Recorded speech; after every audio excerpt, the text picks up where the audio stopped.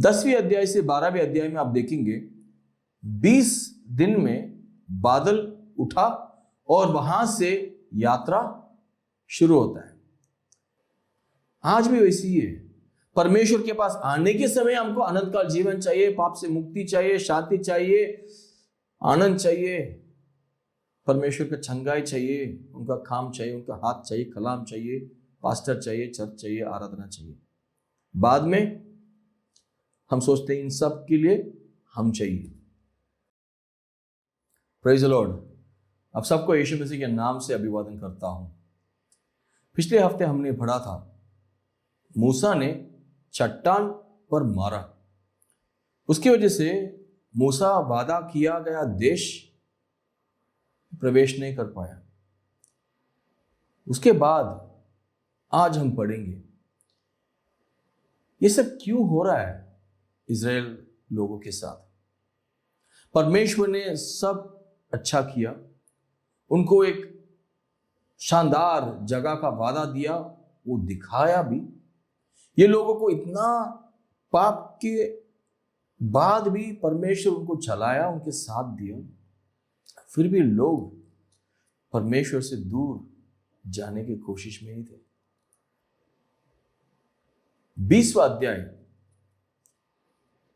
13वां वचन हम पढ़ेंगे, उसमें से हमको समझ में आएगा लोग बहुत बार परमेश्वर को जानते हैं मगर उनके साथ नहीं जानते।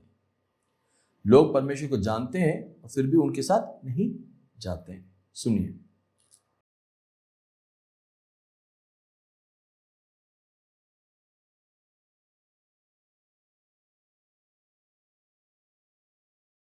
सुन लीजिए। इज़राइल लोग परमेश्वर के साथ झगड़ा करने लगा। समझ में आ रहा है क्यों ये सब हुआ उनके साथ?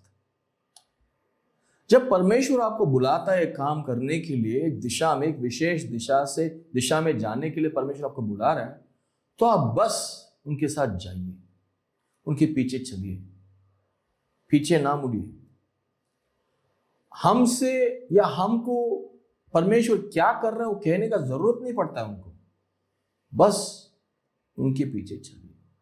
आशीष तो हमको ही चाहिए। दिशा को मत बदलिए, बस परमेश्वर के पीछे जाइए।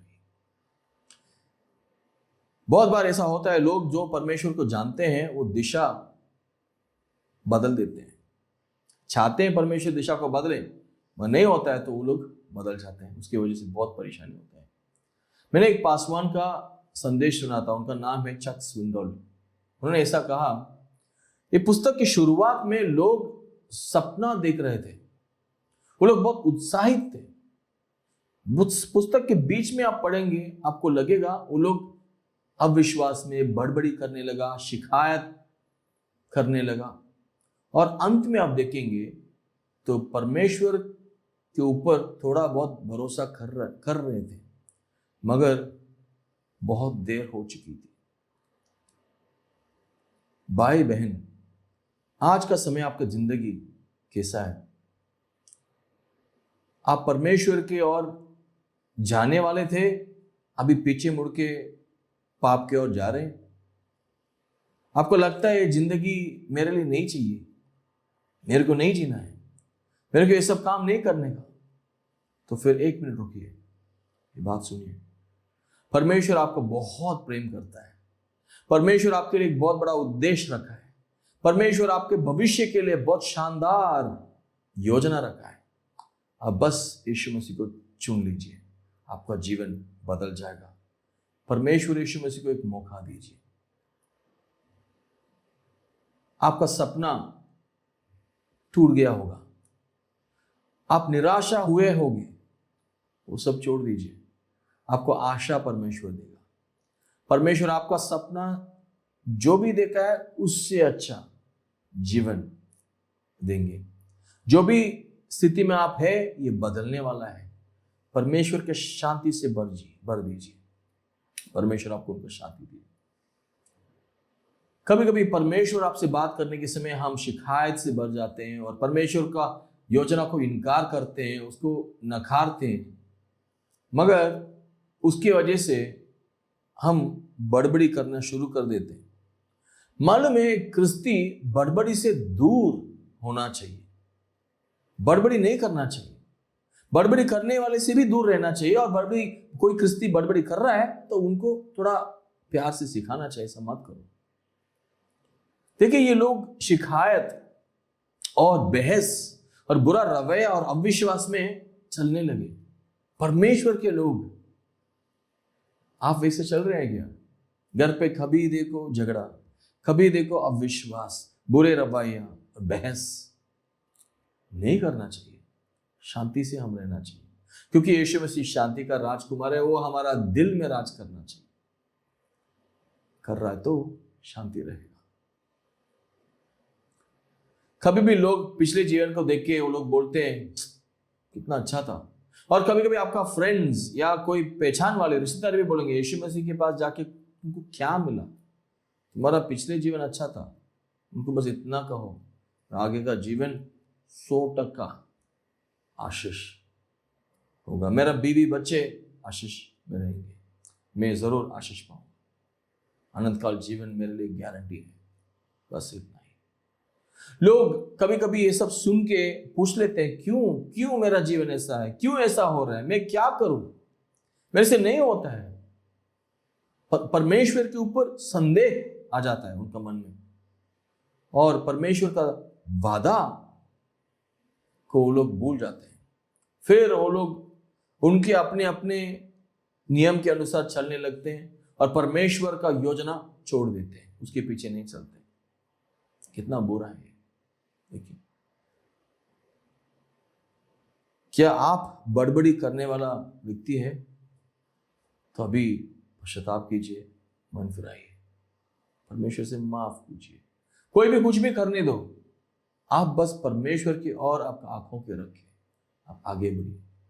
ये दिन, ये दुख, ये दर्द निकल जाएगा आपका जीवन से, ये वादा देता हूं। परमेश्वर का वादा है, मेरा नहीं। ये लोग अपने अपने अगुवाओं को चुनने के लिए कोशिश कर रहे थे। वो लोग ये कह रहे थे आगे जाने से बेहतर हम मर जाएंगे तो ठीक है। नहीं, ऐसा नहीं कर सकते आप। आपको ये बहुत बड़ा परेशानी लगेगा आज, और परमेश्वर आपके आगे का जीवन के बारे में बहुत बड़ा योजना रखा है। शैतान उसको नुकसान करना चाहता है, आपको उस आशीष से दूर लेके जाना चाहता है, आपको भटकाना चाहता है। आप उनका बात मत सुनिए, झूठ के पीछे मत जाइए, सच के पीछे आइए।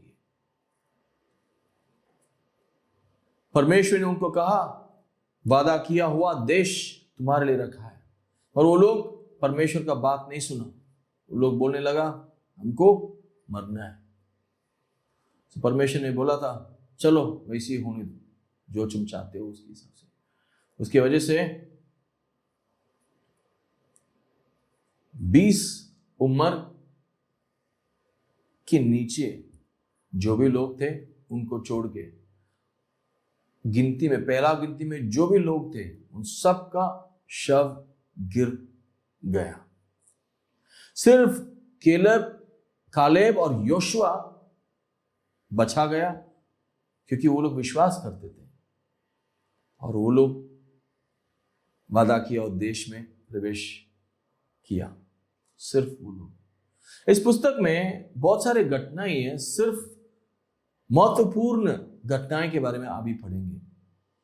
देखिए, लोग बहुत बुरे बुरे पाप से भर जाते हैं, पाप को प्रेम करते हैं। यीशु मसीह को आपके पाप से भी ज्यादा प्रेम कीजिए ना, पाप से भी ज्यादा यीशु मसीह को प्रेम कीजिए। यीशु मसीह आपको पाप से छुटकारा देगा। यीशु मसीह आपका पाप से बाहर निकाल के लेके आ ताकत देगा। कभी कभी हम पाप को प्रेम करते हैं, पाप के ऊपर इच्छा रखते हैं, परमेश्वर के ऊपर नहीं। गलत है। गंभीर पापों की वजह से वो लोग मर गए थे। आप 11वां अध्याय देखेंगे, वहां पे लोगों का बड़बड़ाना देख पाएंगे। हमें पता भी नहीं चलेगा किस लिए वो लोग बड़बड़ी कर रहे थे। कुछ भी कारण नहीं है, बस ऐसे ही आ जाता मन में, दिल खुश, लाइफ खुश, परमेश्वर सब कुछ देख लिया, बिना काम का खाना मिल रहा है तो बड़बड़ी करो, हो सकता है वही है। और उसके बाद 11वां अध्याय पहला 2 वचन छोड़ के 4 से 9 में देखेंगे तो मन्ना, परमेश्वर ने मन्ना दिया स्वर्ग से खाना, उसके कारण बड़बड़ी करने लगा ये लोग, मन्ना पसंद नहीं था उन लोगों को। उसके बाद हारून और मिरियम देखेंगे तो 12वां अध्याय पहला वचन से 16 वचन तक देखेंगे, मूसा के खिलाफ वो लोग खड़ा होने लगे। मिरियम और हारून घमंड से भर गए थे वो लोग। कभी आपका परिवार लोग आपके खिलाफ खड़ा होते हैं? जरूर होते हैं ना। कभी कभी घमंड आ जाते हैं, जलन आ जाते हैं, गुस्सा आ जाता है, आपको इनकार करते हैं, आपको हटा देते हैं परिवार से, क्योंकि आप परमेश्वर के पीछे चल रहे हो, यार आप सही रास्ते पे चल रहे हो। परमेश्वर खुद आके उनसे कहा, मूसा विनम्र है, मूसा विनम्र है। और परमेश्वर मूसा के लिए लड़ा और वहां पे मिरियम को कुष्ठ रोग की बीमारी। 13 अध्याय से 14 अध्याय आप पूरा पढ़ेंगे, पहला 10 वचन पढ़ेंगे तो उसमें 10 जासूस कनान देश के बारे में एक बुरी खबर लेके आते हैं। 12 जासूस गया, उसमें 10 बुरी खबर लेके आए। उसके बाद 16 अध्याय आप पढ़ेंगे तो मूसा के खिलाफ कोरा बुरा बोला।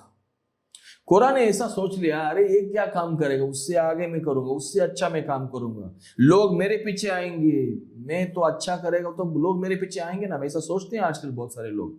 पास्टर को छोड़ देते हैं, एक विश्वास योग्य अगुआ को छोड़ के लोग बोलते हैं हम करेंगे, उनको तोड़ के दूसरा कुछ स्टार्ट कर देते हैं और सोचेंगे उससे ज्यादा हम अच्छा करेंगे तो लोग हमारे पीछे आएंगे, थोड़ा अच्छा लाइट डाल देंगे, थोड़ा अच्छा जगह ले लेंगे, थोड़ा अच्छा भाषण दे देंगे तो लोग हमारे पीछे आएंगे बोल के जाते हैं।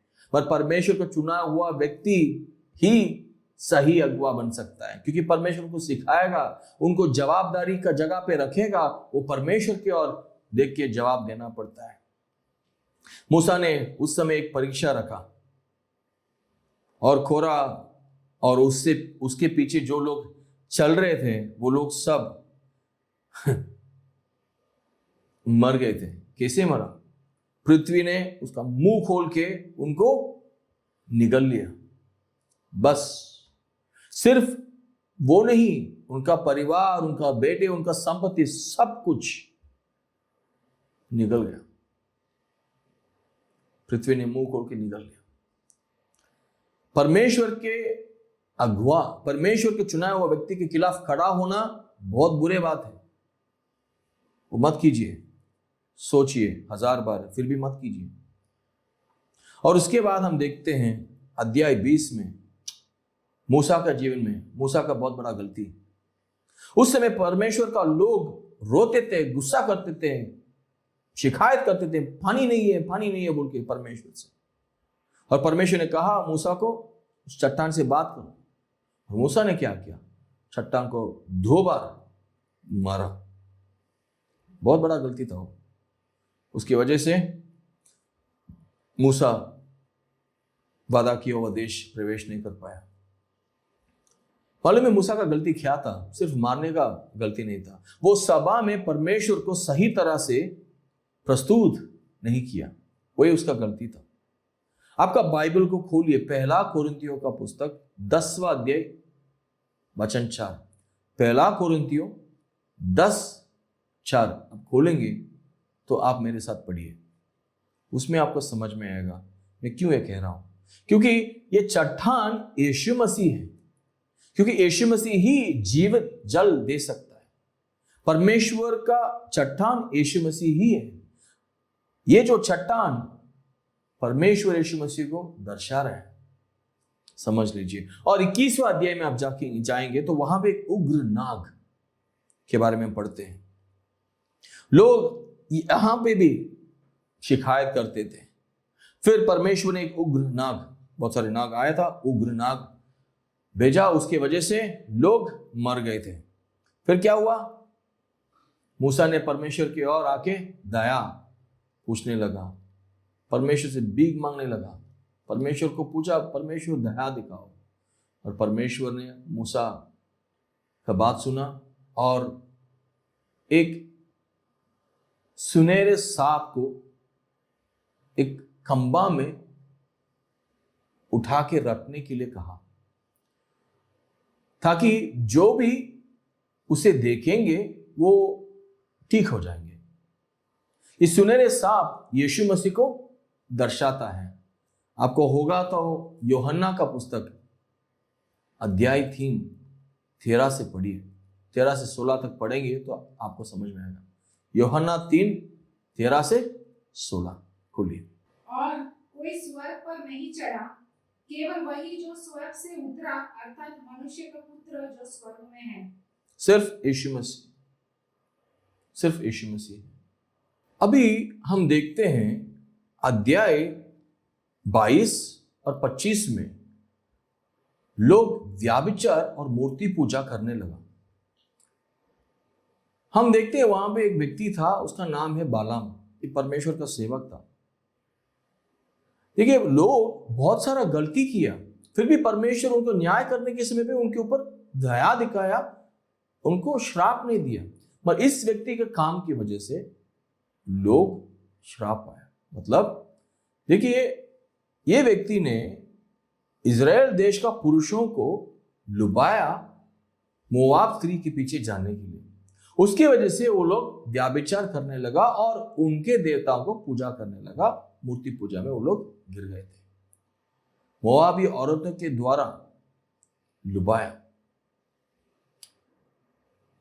जब परमेश्वर आपके जीवन में कुछ कर रहा है, उस समय लोगों का, संस्कार का या संसार के अनुसार जो पाप है, गलतियां हैं, उसके पीछे आपको जाना नहीं चाहिए। जब परमेश्वर आपको चलाता है, उनके पीछे वफादारी में हमको चलना चाहिए, पवित्रता में चलना चाहिए, शुद्धता में चलना चाहिए, दिल में, आंखों में, मन में पवित्रता चाहिए।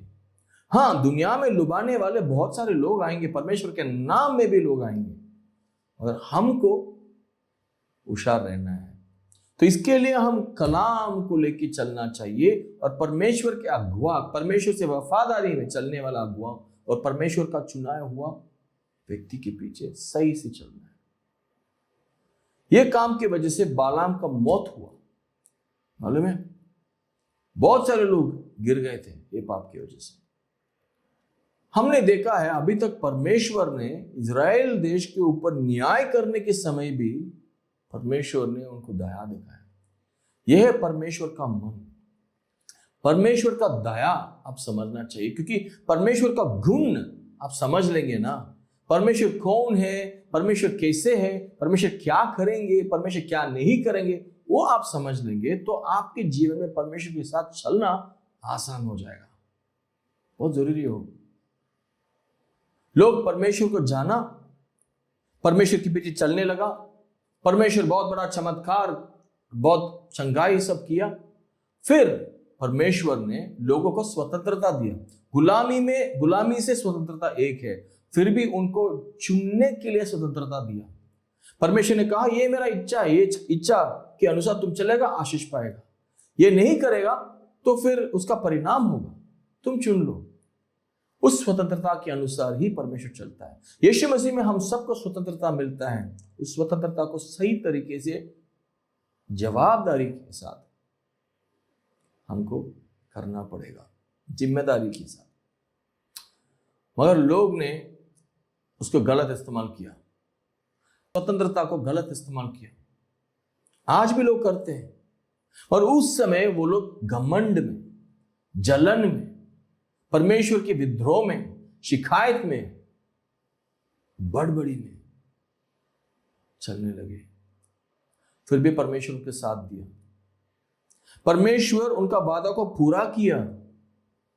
हमने देखा है 12 लाख लोग मर गए थे, पहला गिनती में जितने भी लोग थे सब मर गया उनका पाप की वजह से। फिर भी परमेश्वर ने क्या किया, उनके पीढ़ी में जो भी आए हैं, उनके बाद जो पीढ़ी आया, उनको वादा किया हुआ देश में लेके गया। देखिए भाई बहन, परमेश्वर का वादा जरूर पूरा होगा, निश्चय पूरा होता है। आप अब विश्वास में मत बैठिए, डरना मत। परमेश्वर जो बात किया वो जरूर पूरा होगा। आज आप याद कीजिए परमेश्वर ने आपके पास क्या क्या वादा किया। आपका स्थिति कुछ भी होने दो, वो वादा के ऊपर आप निर्भर रहेंगे तो सब कुछ ठीक हो जाएगा, क्योंकि परमेश्वर आपको कभी भी नहीं छोड़ेंगे और आपको त्याग नहीं करेंगे। ये समझना चाहिए। और एक वचन हम पढ़ेंगे 27वां अध्याय, ये पुस्तक में 27वां अध्याय 5वां वचन, 5 से 8 आप पढ़ सकते हैं, घर पे पढ़ सकते हैं। उसमें आप देखेंगे तो परमेश्वर ने अधिकार दिया, परमेश्वर ने विरासत दिया, आदमियों को दिया वो तो ठीक है, मगर औरतों को भी आदमी के समान विरासत देने के बारे में परमेश्वर ने वहां पे कहा। इसमें से हम समझ पाते हैं परमेश्वर हमारा धार्मिक है और उनमें भेदभाव नहीं है, और औरत और आदमी का फर्क नहीं देखता है हमारा परमेश्वर उनका हक में विरासत देने के समय। ये हमारा परमेश्वर है, बहुत बड़ा उदाहरण है। इसके अनुसार हम हर एक क्रिस्ती का घर में हम औरतें या लड़की हो या लड़का हो सबको एक समान देखना चाहिए। ये मेरा फेवरेट है, ये मेरा फेवरेट नहीं, वो लड़की है उसको क्यों पढ़ाना है, ऐसा सोच बाइबल के अनुसार नहीं आया है। बाइबल के अनुसार देखेंगे तो लड़का और लड़की दोनों समान है, ये समझना चाहिए। समझ में आ रहा है? ठीक है। और आगे देखेंगे तो इस पुस्तक में यीशु मसीह के बारे में बहुत सारा चीज है, यीशु मसीह के बारे में।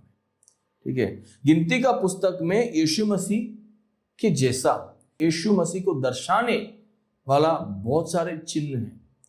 पहला हम पढ़ेंगे तो 24वां अध्याय 17वां वचन, 24वां अध्याय 17वां वचन अब देखेंगे तो वहां पे बालाम खुद कहता है मसीहा एक राजा बन के आएगा। कैसे आएगा? एक राजा बन के आएगा। और उसके बाद हमने पढ़ा है सुनहरा सांप, वो भी एक चिन्ह है। न्याय की तरह देखेंगे तो यीशु मसीह को कैसे उठा गया है क्रूस पे, वैसा एक खंबा में ये सुनहरा सांप को उठा के रखे थे लोग, जो भी पाप के वजह से मरते थे और परमेश्वर का क्रोध में तड़प रहे थे, वो बस यीशु मसीह के ऊपर देखेंगे, बुलाएंगे, वैसे वो सुनहरा सांप के ऊपर देखेंगे तो उनको चंगाई होता है और वो लोग बच पाते हैं। यीशु मसीह के ऊपर वैसे ही है, हम देखेंगे, बुलाएंगे उनका नाम, हम उद्धार पाते हैं बस। और तंबू भी यीशु मसीह को दर्शा रहे हैं। आप देखेंगे तो इजराइल का केंद्र था तंबू।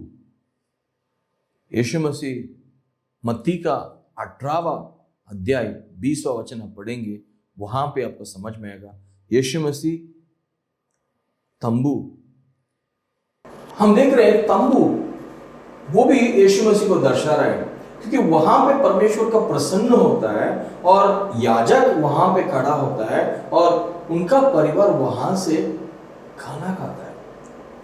पहला पत्रोस 2 अध्याय 2 और 3 वचन आप पढ़ेंगे तो उसमें भी आपको समझ में आएगा। देखिए मूसा खुद यीशु मसीह को दर्शा रहा है, जिसे यीशु मसीह परमेश्वर के सामने हमारे लिए खड़ा होकर प्रार्थना कर रहे हैं हर दिन, सब मूसा लोगों और परमेश्वर के बीच में खड़ा होकर दया मांग रहा है। और मूसा एक बहुत विनम्र व्यक्ति था, यीशु मसीह भी नम्र है। ये सब हम पढ़ेंगे और आगे पढ़ने के समय भी आपको समझ में आएगा परमेश्वर हर समय या पूरा समय दया दिखाता है, और परमेश्वर जो लोग नम्र हैं और परमेश्वर का आज्ञा मानते हैं उनको जरूर आगे उठाता है, आशीष देता है। मूसा बहुत वफादार था, मूसा नम्र था और मूसा परमेश्वर के ऊपर पूरा भरोसा रखा था। इसकी वजह से मूसा के बारे में हमने बहुत बार बाइबल में पढ़ रहे हैं, और इस पुस्तक में विशेष तरीके से हम 80 बार पढ़ेंगे यहोवा मूसा से बात किया। यहोवा मूसा के साथ बात किया। कितना अद्भुत बात है। और यह पुस्तक खत्म होने के समय हम देखते हैं देश को बांटते हैं, हर एक गोत्र के लिए देश को बांटते हैं। वो भी देखो अभी कालेब और योशुआ आगे बढ़ रहे हैं, मूसा है वहां पे, बांटने के समय विश्वास से बांटते हैं, देख के नहीं बांटते हैं। अभी तक वो लोग वादा किया हुआ देश के अंदर प्रवेश नहीं किया है, मोआब के मैदान में ही है अभी भी, मगर बिना देख के विश्वास में वो लोग अभी देश को बांट रहे हैं। ये हमारा जगह होगा, वो तुम्हारा जगह होगा। देखिए भाइयों बहनों, यीशु मसीह के पीछे चलना है, सच्चाई परमेश्वर के पीछे चलना है तो विश्वास में ही चलना पड़ेगा, देख के नहीं चल पाएंगे। और हम उद्धार सिर्फ विश्वास और परमेश्वर के अनुग्रह के द्वारा ही हम पाते हैं। अनंत काल जीवन हम कमा नहीं सकते हैं, वो परमेश्वर का दया है, कृपा है, अनुग्रह है। हमारा पाप का माफी भी परमेश्वर का अनुग्रह है। अनुग्रह पर अनुग्रह लेके आप आगे बढ़ो, विश्वास का काम दिखाइए, परमेश्वर में बढ़िए। लोगों को बहुत बड़ा परेशानी आने के समय वो लोग पलट के पिछले दिनों के बारे में सोचते हैं और वो लोग परमेश्वर दूर जाते हैं। आप मत कीजिए।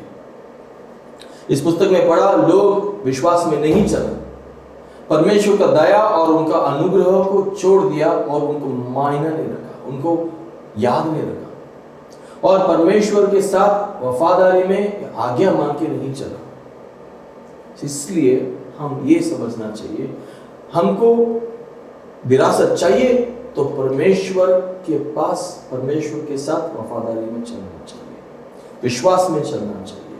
हमको विरासत में मिला है जो भी आशीष, वो सब अनुग्रह है, और परमेश्वर का और से जो भी विरासत के द्वारा हमको मिलता है वो सिर्फ और सिर्फ हमारा आज्ञा मानने की वजह से मिलता है। सो आशीष पाइए, आज्ञा मानिए, विश्वास में चलिए और परमेश्वर की ओर वफादारी में आगे बढ़िए। Praise the Lord. प्रार्थना करें। पिता परमेश्वर, हम प्रार्थना करते हैं आज के समय गिनती का पुस्तक हमारे लिए चेतावनी भी और रास्ता परमेश्वर आप नहीं छोड़ा। मैं प्रार्थना करता हूँ हर एक भाई उनका जीवन आशीष वो लोग यहाँ वहाँ भटक रहे उनको खींच लीजिए, आप सिखाइए, जीवन दीजिए, आशीष उनसे बात कीजिए, यीशु मसीह के नाम से। आमेन। हालेलुया। परमेश्वर आपका आशीष। God bless you.